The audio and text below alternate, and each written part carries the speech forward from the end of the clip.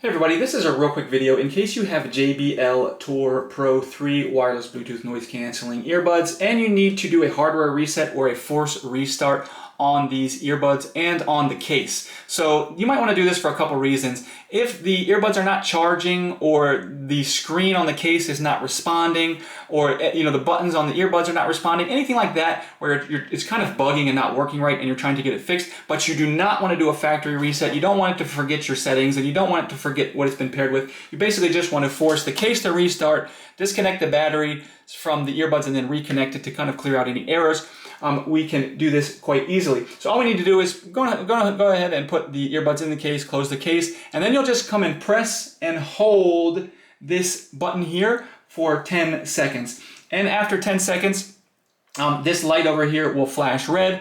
We can release it, and then we can go ahead and take our earbuds out and see if that doesn't fix whatever issue we are having. Now, if it doesn't fix the issue, you might want to move on to an actual full factory reset. I'll put a link in the description to how to do that. So let me know if this worked for you, and if it did, if you'd leave me a like, I'd really appreciate it. Thanks a lot for watching.